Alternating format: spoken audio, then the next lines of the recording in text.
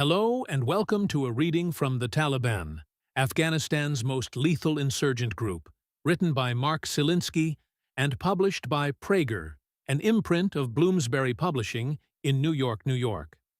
This reading is brought to you by Kensington Security Consulting, where we bring education to national security. This reading continues with living standards in Afghanistan during the Taliban's rule. It starts with the quality of security in the country. If there is any human development sector in which the Taliban's tenure was not an unmitigated catastrophe, it is the security sector. The Taliban's victory ended the civil war in 1996. In this sense, they increased security in Afghanistan. The mass, unregulated killings were stopped, but this came at a cost of fear-induced social paralysis. The Taliban offered only the eerie and sullen calm of effective autocracy. Despite the misery and forced conformity, the Taliban made the streets safer. Ironically, in the early days of their rule, the Taliban promised stability, reform, and economic recovery. In wildly optimistic accounts of the Taliban's early days in Kandahar, the Taliban's bellwether, some Western journalists described the Taliban as moderate reformers. This seems shocking in retrospect, but the Taliban restored a sense of order. Fun was outlawed in Afghanistan, yet crime was low. The Taliban's rule of law was marked by a wide range of draconian measures that permeated all aspects of daily life. They criminalized any activity that led men to neglect religious study. The legal system segregated women, banning them from schools and most workplaces, and effectively imprisoning them at home. Taliban authorities targeted men suspected of trimming their beards, and men who had difficulty growing the required 4 inches of facial hair sometimes wore false beards to avoid harassment. Those accused or convicted of crimes were at the mercy of Islamic courts. Amnesty International reported that 1,000 people were arrested within a month of the takeover, and that many disappeared. Particularly notorious were the legally sanctioned and internationally broadcast public revenge killings and amputations. As in Saudi Arabia, Afghan Sharia courts administered Quran-mandated single and double amputations, often in public. At the Kabul sports stadium, sedated criminals, usually punished for stealing small amounts, had their right hands amputated by Taliban physicians before the main attraction, the shooting of more serious offenders. Women were often whipped vigorously before the crowd. One woman was flogged 100 times for being with a man to whom she was not related. Women in the stadium wept as she was lashed. After the killing and torture, a soccer game, often modified with Islamic rules, would be played. As one Afghan said in 1998, "In America, you have television and movies, the cinema. Here, we can only have this." Profile 4. Zarmina's Hammer. Zarmina should never have been killed. She had a hard life. She was not educated. She wasn't aware of Islamic law. All she knew was that her husband beat her. Rana Saeed, an Afghan policewoman and detective. Some pictures of Afghan women have become iconic. The 1984 National Geographic photo of Gula, the ragged girl with haunting green eyes.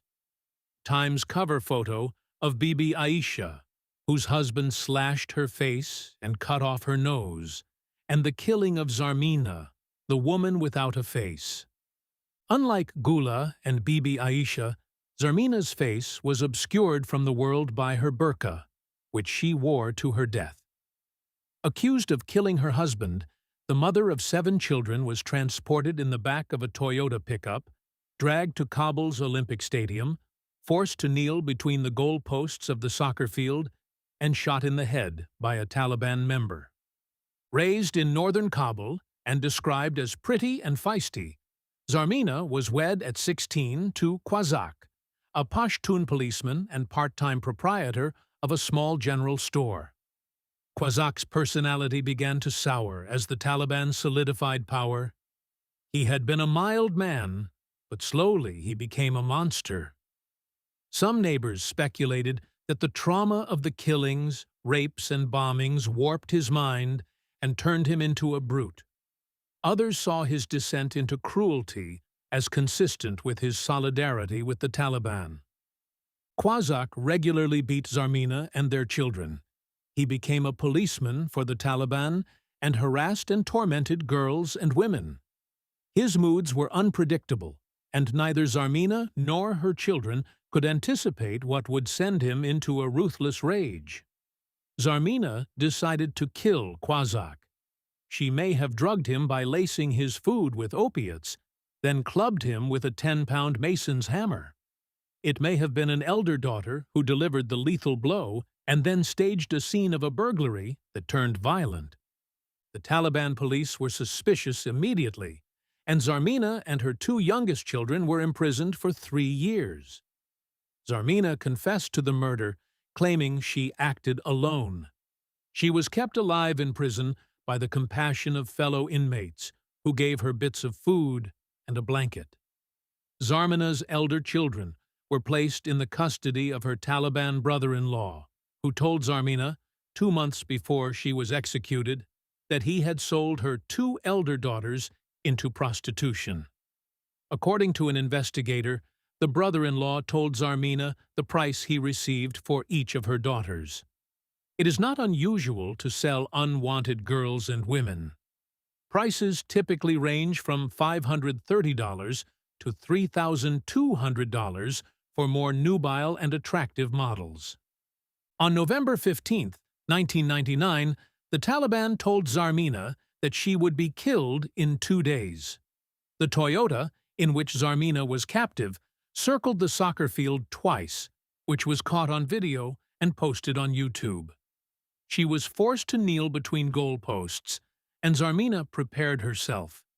But men and women in the stadium began to jump and shout and beg the Taliban to show Zarmina mercy. "Let her live," many cried. This startled, but did not deter the Taliban. Bracing herself, Zarmina raised both arms and pleaded for somebody to hold them, to help her steady herself. The Taliban then shot her in the head. Her body lay unclaimed for weeks because no one wanted it. Her mother avowed, "She brought shame. She deserved what she got. She is not even a memory to me." She is buried in an unmarked pauper's grave, and several of her children were living as beggars in 2002.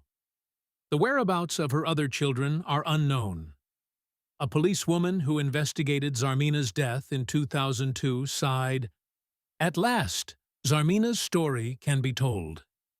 It is the story of one woman, but it is also the story of Afghan women under the Taliban, brutes who turned our country into a zoo and our women into dogs." Thank you for listening to this reading from The Taliban, Afghanistan's most lethal insurgent group. If you enjoyed it, please consider subscribing and liking it. Nothing in this book represents the official position of any person or agency of the United States government. On behalf of Kensington Security Consulting, thank you for listening.